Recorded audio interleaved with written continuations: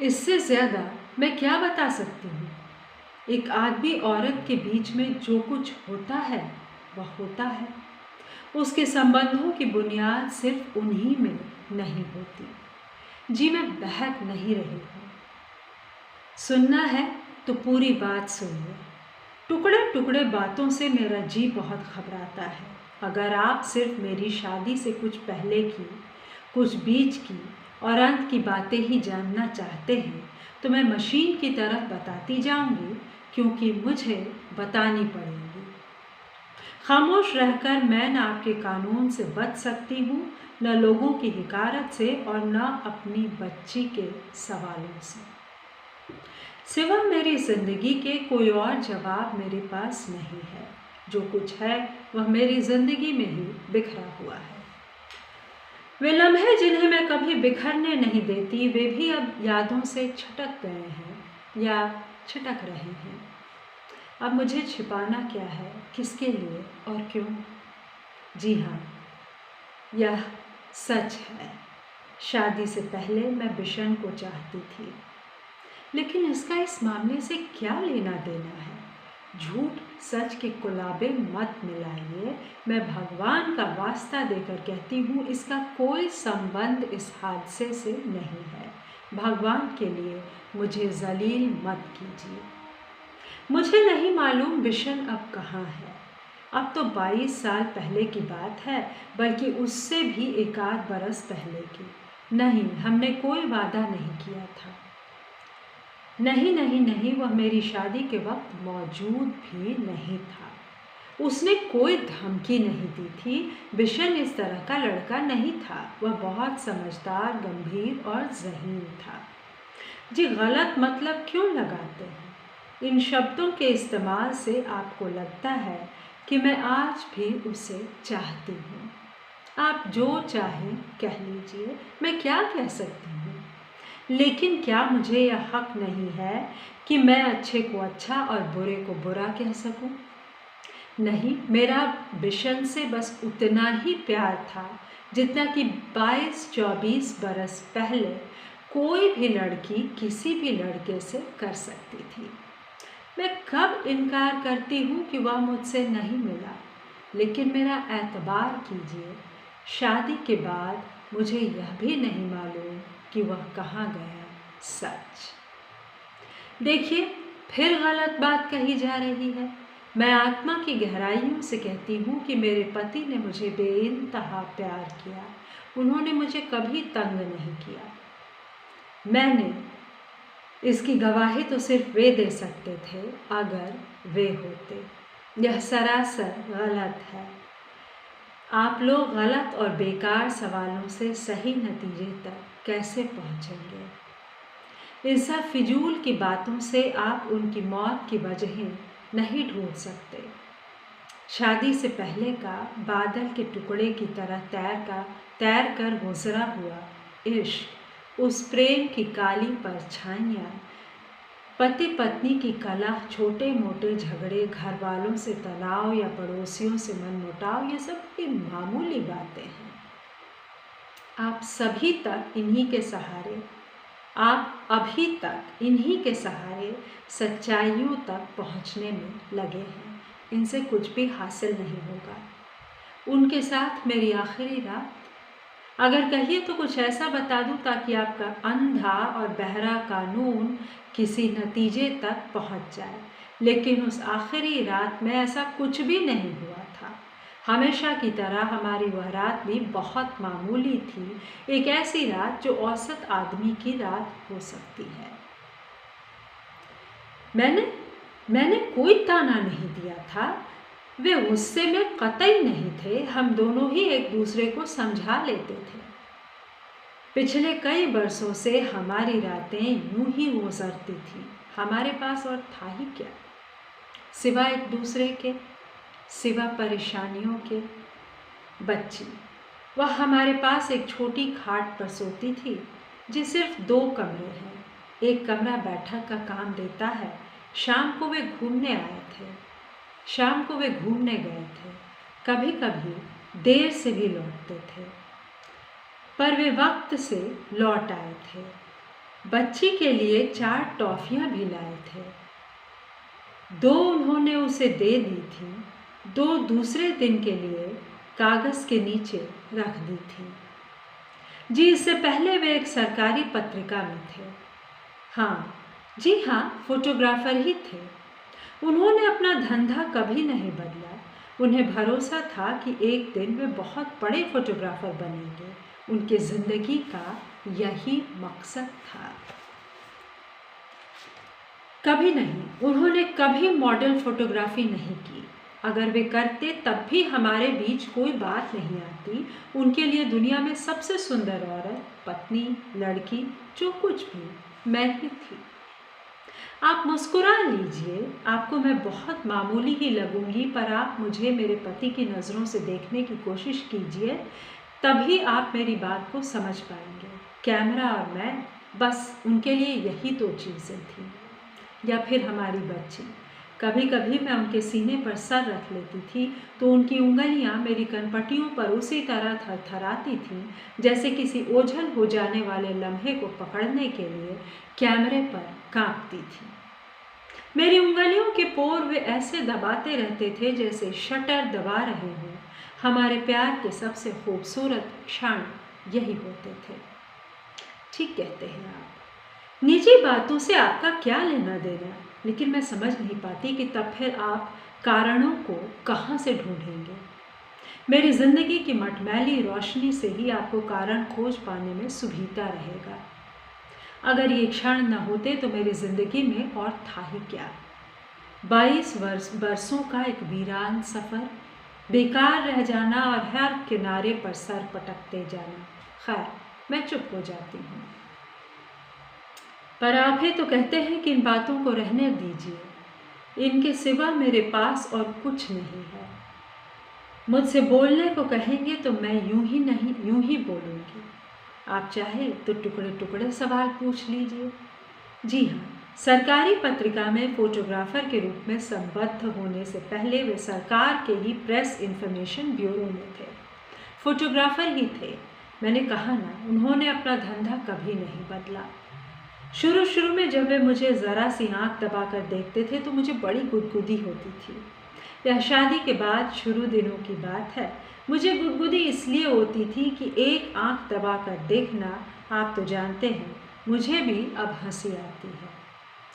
पर यह उनकी आदत बन गई थी। जी हाँ, बड़ी बचकानी लगती है हरकत, पर कैमरे की वजह से वे मजबूर थे। बाद में मुझे उनकी इस आदत से कभी कभी चिढ़ होती थी। पर फिर कुछ दिनों बाद मैंने जाना, जब भी वे एक आंख दबाकर मुझे देखते थे तो सिर्फ मुझे ही देख रहे होते थे। मैं माफ़ी चाहती हूँ, क्या करूँ, लौट कर उन्हीं क्षणों पर पहुँच जाती हूँ। दुख तो अब उठाना ही है। जो हो सका दोनों ने मिलकर उठाया, पर अब तो हम दोनों के वही क्षण शेष हैं जो भूले भटके कभी आ जाते थे, हंसी खुशी के एकाध क्षण। प्रेस इंफॉर्मेशन ब्यूरो में वे करीब 5 साल थे, करीब 6 साल सरकारी पत्रिका में, 4.5 साल एक विज्ञापन कंपनी में। जी हाँ, उन्होंने हार कर नौकरी छोड़ दी थी, या कहिए कि छुड़वा दी गई थी। उन्होंने कोई गैर वाजिब काम नहीं किया था। हाँ, वह सब जानकारी तो आपके पास होगी। सरकारी नौकरी की रिपोर्ट भी भारत सरकार से आ गई होगी। ठीक है, उनकी दफ्तरी ज़िंदगी के बारे में मुझे ज़्यादा मालूम भी नहीं, सिवाय इसके कि शादी के बाद शुरू के सालों में वे बहुत उत्साहित रहते थे। जी, तस्वीरों को लेकर। तस्वीरें और कैसी, वे सरकारी फोटोग्राफर थे। 15 अगस्त, शानदार दावतें, आने जाने वाले विदेशी मेहमान, लाल किले में स्वागत समारोह, शाही सवारी, शिलान्यास, उद्घाटन, इन्हीं सब की तस्वीरें होती थीं। फिर जिस साल से 26 जनवरी का जश्न शुरू हुआ, तब से ज़रूर कुछ लड़कियों की तस्वीरें भी लेने लगे थे। लोक नृत्यों की, झांकियों की, नेवी के बैंड की, राष्ट्रपति की सवारी और सलामी की, तरह तरह की तस्वीरें होती थीं। एक बात गौर करने की है, जब वे सरकारी पत्रिका में ख़ास तौर से जोड़ दिए गए तो लहलहाती खेती, बांध, बिजली घर, फैक्ट्रियों, बिलों, वन महोत्सवों, नई रेलवे लाइनों, पुलों के उद्घाटनों, स्कूलों वगैरह की तस्वीरें उतारते थे। वे बहुत खुश होते थे, कहते थे आज़ादी का यही सुख है। पर कई बरसों बाद उनका यह उत्साह पता नहीं कहाँ खो गया था। उनके दिल में कुछ घुमड़ता रहता था। एक बार बोले थे, इन तस्वीरों से कुछ हासिल नहीं होता। मैं खुद कहीं भीतर से झूठा पड़ता जा रहा हूँ। शायद कुछ दिनों बाद मैं किसी से यह भी नहीं कह पाऊँगा कि तस्वीरें सच्ची होती हैं। जी हाँ, उस दिन पहली बार मैंने उनकी आंखें बेहद लाल देखी थी। लगता था जैसे उनकी आंखों में खून उतर आया हो। मैंने त्रिफला का पानी बनाना शुरू कर दिया था, पर उनकी आंखों की लाली नहीं गई। उन्हीं दिनों एक घटना हो गई थी। थार के रेगिस्तान को रोकने के संबंध में किसी मंत्री ने कोई बयान दिया था। शायद यह कहा गया था कि मीलों जंगल रोककर रेगिस्तान का पूरब की तरफ बढ़ना रोक दिया गया है। ये उस जंगल की जो तस्वीरें लाए, उसमें जंगल कहीं नहीं था, रेगिस्तान ही रेगिस्तान था। पेड़ लगाए ज़रूर गए थे, पर वे सब सूख गए थे। गलती से वे तस्वीरें छप गई थीं। विरोधी दल के किसी सदस्य ने उन तस्वीरों का हवाला देकर मुसीबत खड़ी कर दी थी। यह सब शायद लोकसभा में ही हुआ था। मंत्री जी का बयान इन्हीं तस्वीरों से मेल नहीं खाता था। आदमी से गलती हो जाती है। इनसे भी हो गई थी, पर इस गलती पर इन्हें बहुत डांटा फटकारा गया था। मंत्री जी ने उन्हें हटा देने का ऑर्डर कर दिया था। उन दिनों ये बहुत परेशान थे। बस उसके बाद इनका वहाँ रहना मुश्किल हो गया था। तब मैंने इनकी लाल लाल आंखों से खून का पहला कतरा गिरते हुए देखा था। रात भर छटपटाते रहे थे। सुबह उठे थे तो इनका तकिया खून की बूंदों से रंगा हुआ था। जी हाँ, खून। मैंने भी पहले कभी नहीं देखा था, न कभी सुना था, पर यह हुआ था। हमारे घर की हालत खस्ता हो गई थी। जी हाँ, इसी के बाद नौकरी से ही अलग हो गए थे। एक तरह से मजबूरन इन्हें हटना पड़ा था। तब इन्होंने एक विज्ञापन कंपनी में काम कर लिया था। 2-3 घंटे के लिए जाते थे। काम क्या, एक बहाना था। बहुत मुश्किल से गृहस्थी चलती थी। तभी बच्ची पैदा हो गई। बच्ची के आने से हम कुछ दिनों के लिए ताज़ा हो गए थे। नहीं, शराब इन्होंने कभी नहीं पी, विज्ञापन कंपनी में भी नहीं। मॉडल सॉडल लेकर कभी घर नहीं आए। हाँ, कभी घर से बाहर नहीं रहे। हर रात घर ही गुजारी। जी नहीं, किस्मत के लिए कभी दोषी नहीं ठहराया। बहुत अच्छी तरह पेश आते थे। तस्वीरें कोई 4-6 हज़ार होंगी, पर सब सरकारी तस्वीरें हैं। हाँ, वे बहुत तकलीफ़ के दिन थे। 200 रुपया मिलता था। जी बिल्कुल, उन्हीं दिनों मुझे नौकरी करनी पड़ी। स्कूल में मैनेजर कभी कभी आते थे। इन्होंने कभी मना तो नहीं किया। जी हाँ, कभी कभी ये पहुंचाने जाते थे। बच्ची इन्हीं के पास रहती थी। ये ज़्यादातर घर पर ही रहते थे। जी नहीं, विज्ञापन कंपनी की नौकरी ख़त्म हो जाने के बाद जी फिर इन्होंने अपना काम शुरू कर दिया था। जी नहीं, इधर उधर अखबारों को तस्वीरें भेजते थे। घर के बाथरूम में डार्क रूम बना लिया था। बच्ची की भी बहुत सी तस्वीरें ली थी। घर का खर्चा मेरी नौकरी से निकलता था। भगवान के लिए मुझे जलील मत कीजिए। मैं मैनेजर के घर जाती थी, पर इसका मतलब यह तो नहीं कि मैं यहाँ भी तो हाजिर होती हूँ। आप कहते हैं तो मैं इस जुमले के लिए माफ़ी मांग लेती हूँ। क्या करूँ, दिल छिदता है तो यही सब मुँह से निकलता है। जी, मुझे जी माफ़ जी किया जय जी, जुमला जी वापस लेती हूँ।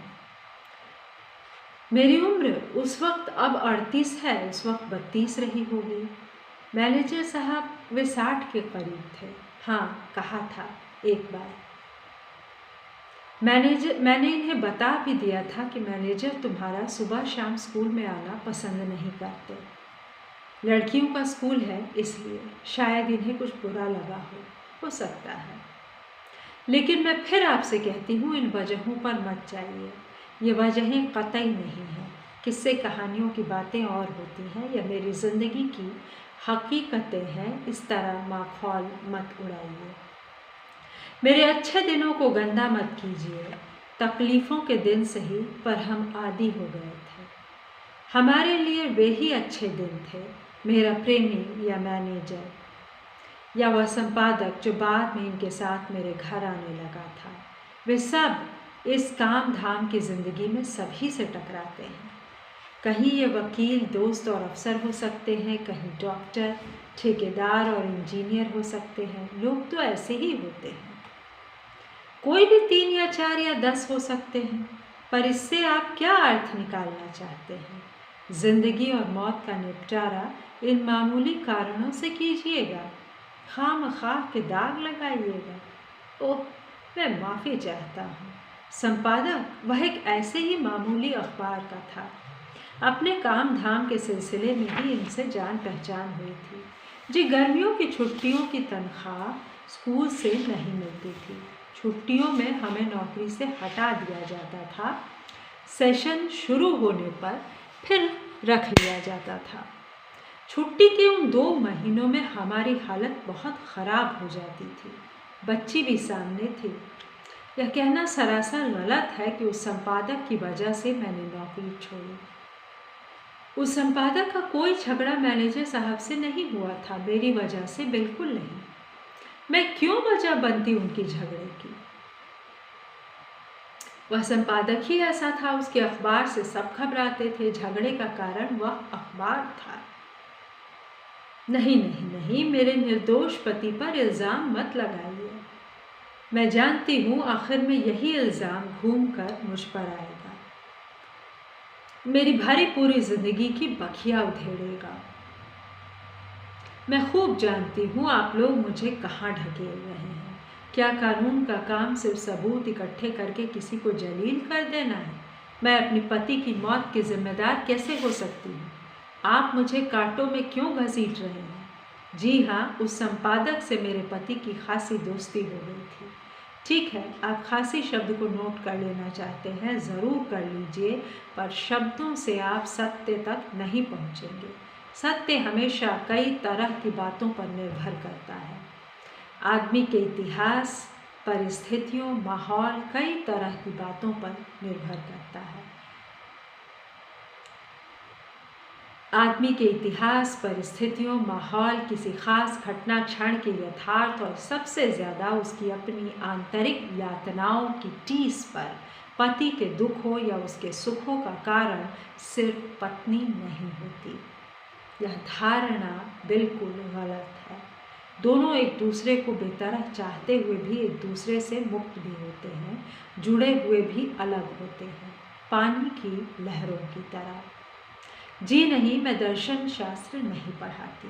कुछ शब्द समझ में नहीं आए। इतिहास, परिस्थितियाँ, यातना, मुक्त, इनके अर्थ मैं नहीं कर सकती। आप कृपया हिंदी अंग्रेज़ी डिक्शनरी में देख लें।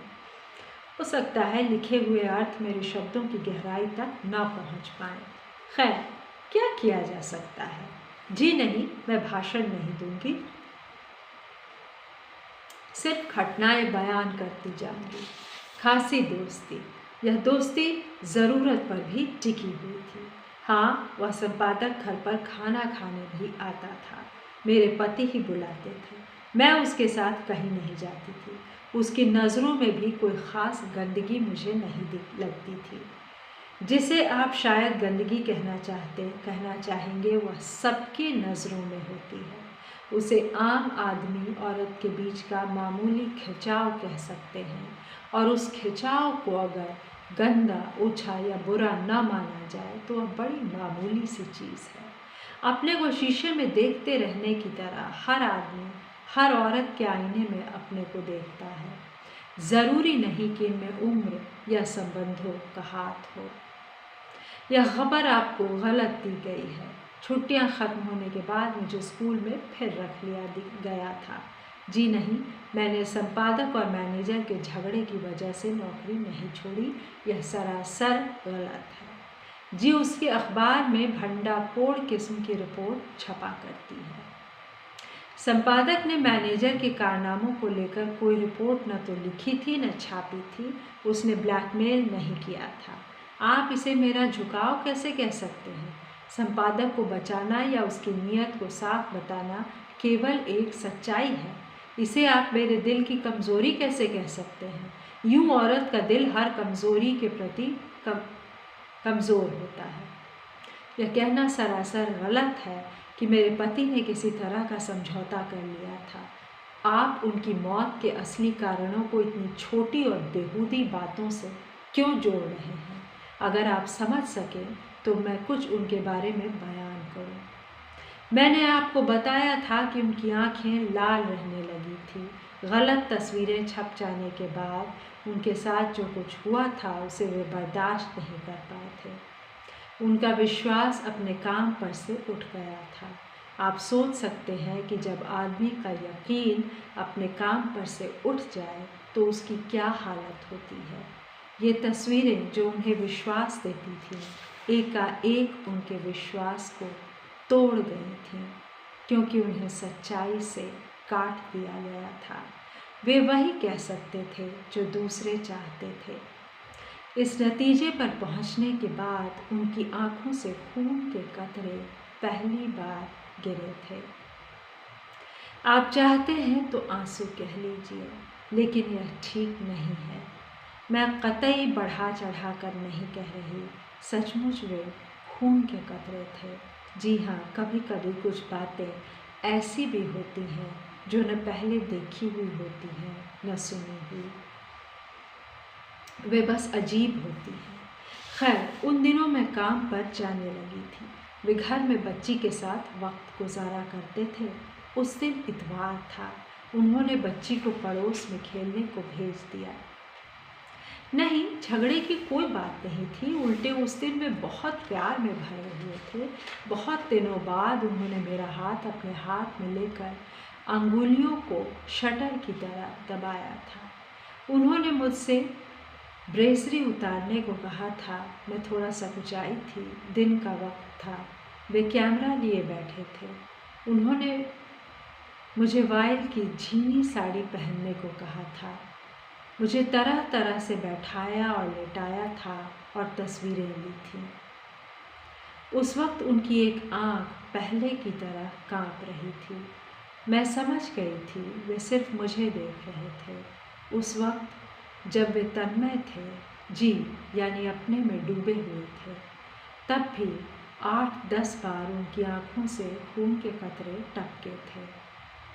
उन्होंने मुझे बुरी तरह थका दिया था। खुद भी बेतरह थक गए थे। उसके बाद वे बिस्तर पर लेट गए थे और छत की तरफ टकटकी लगाकर देखते रहे थे। मैं कपड़े पहनकर उन्हें चाय देने आई थी तो उनकी आंखों में खून डबडबा रहा था। उस वक्त मुझे डर भी लगा था कि कहीं अगर उन्होंने प्यार से देखने के लिए आंखें झपकाईं तो डबडबाता हुआ खून बह पड़ेगा। चाय मैंने सिरहाने तिपाई पर रख दी थी। वह वहीं रखे रखे ठंडी हो गई थी। खाना खाते वक्त वे कह रहे थे कि कुछ कमाई हो जाए तो एक टेलीसेंस खरीदना चाहते हैं ताकि बाजार के लायक काम कर सकें। उसी के लिए उन्हें कुछ रुपए की ज़रूरत थी। यूँ घर मेरी तनख्वाह से खिसक भर रहा था। ज़रूरत तो तब भी पड़ती थी। खाना खाते हुए ये काश स्टिग्लिटीज़, स्टाइशन, स्ट्रैंड, वेस्टर्न, स्मिथ, एवेडोन, पाल, काशीनाथ, पारीक वगैरह के नाम बराबर ले रहे थे। नहीं नहीं, गलत मत समझिए। ये मेरे दोस्तों या चाहने वालों के नाम नहीं हैं। आप लोग हमेशा गलत रिश्ते जोड़ते हैं। हमेशा आदमी के अस्तित्व पर शक करते हैं। अस्तित्व? जी, वजूद समझ लीजिए। यह आदमी की अपनी ज़िंदगी के कानून का शब्द है। यह आपको किताबों में नहीं मिलेगा। खैर, शाम को ही उन्होंने फिल्म डेवलप करके प्रिंट बना लिए थे। प्रिंट देखते हुए वे बहुत संजीदा थे। मुझे नहीं मालूम उन्हें क्या हुआ था। मेरी तस्वीरें लेकर वे शीशे के सामने खड़े थे। तस्वीरें देखते थे और अपना मुंह आईने में देखते जाते थे। बस उसी वक्त उनकी आँखों से खून की धार रिसने लगी थी। उस शाम से जो खून टपकना शुरू हुआ फिर नहीं रुका। जब तक वे जीवित रहे लगातार खून टपकता रहा। संपादक ने मेरी 2 तस्वीरें अगले दिन छापी थीं। बस यहीं से हंगामा शुरू हुआ था।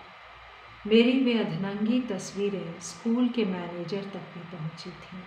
उन्होंने फौरन तय किया कि इस तरह की औरत का स्कूल में रहना एक पल के लिए भी मुमकिन नहीं।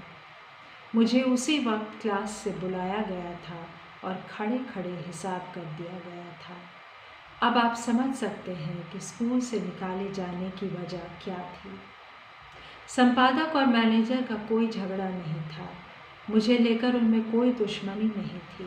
मेरे और संपादक के संबंधों को लेकर भी कुछ सोचना या समझना कतई गैर ज़रूरी है। उनकी मौत का कारण इन सतही वजहों में मत खोजिए।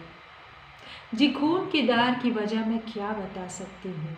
जो बातें मेरे वश में नहीं हैं उनके नतीजों को मैं सिर्फ देख सकती हूँ, कर क्या सकती हूँ।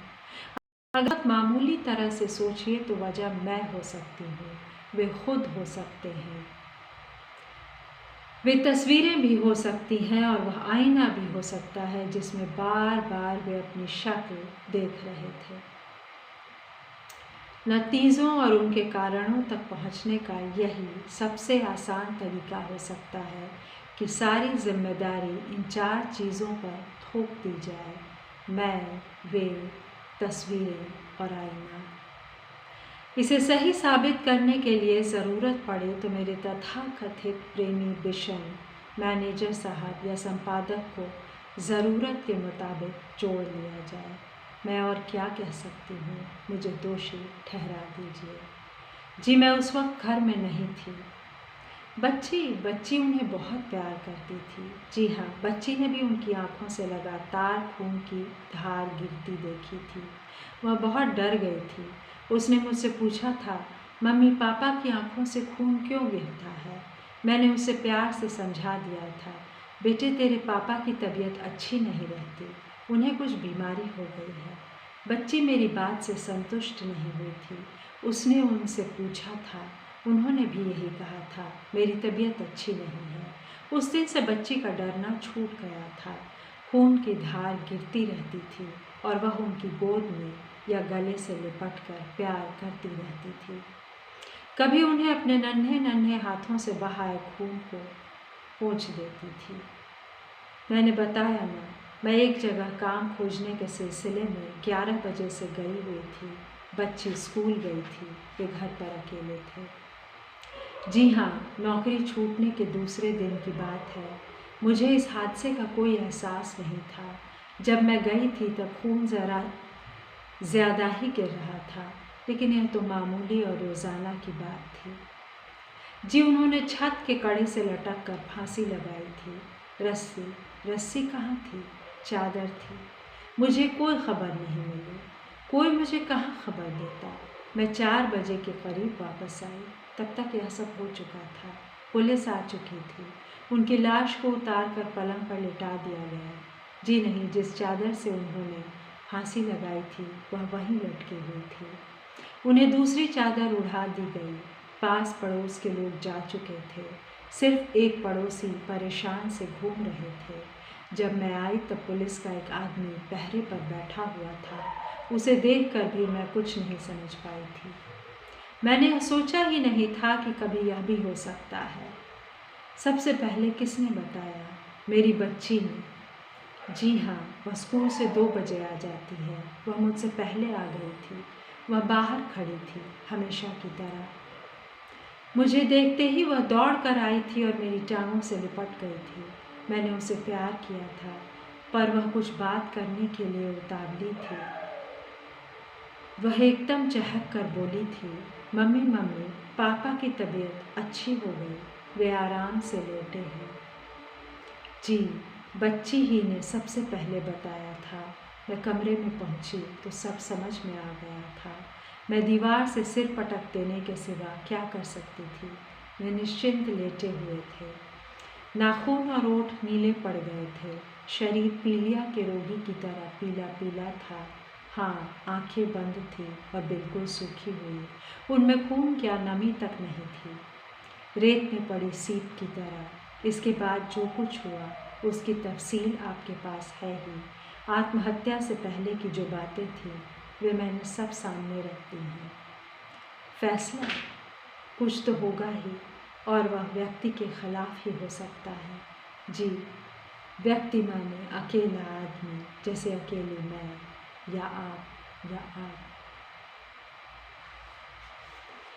कमलेश्वर की कहानी बयान।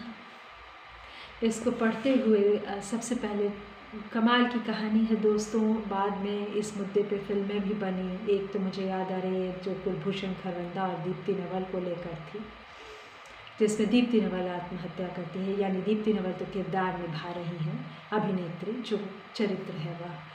बहरहाल इस थीम पे बहुत लिखा गया बाद में, जिस वक्त ये लिखा गया होगा नई बात होगी, लेकिन आप इस कहानी का कटाक्ष समझ ही सकते हैं कि रेगिस्तान का पर्दाफाश केवल कर देने की वजह से एक आदमी की ज़िंदगी तबाह हो गई, वो तो है, लेकिन इस पत्नी ने वो समझौता क्यों किया जो इसने किया, और अगर शायद वो ना करती तो ऐसा नहीं होता। अब मैंने भी शॉर्टकट लेकर फिर से एक औरत को दोषी ठहरा दिया, जिसको लेकर ही ये सारी कहानी थी। आप मुझे दोषी कैसे ठहरा सकते हैं? तो दोस्तों, क्या कमाल की कहानी है। लंबी चर्चा इस पे हो सकती है। मेरा पाठ सुनने के लिए धन्यवाद। ये कहानी कमलेश्वर के इस संग्रह मेरी प्रिय कहानियाँ से अभी मैंने पढ़ी।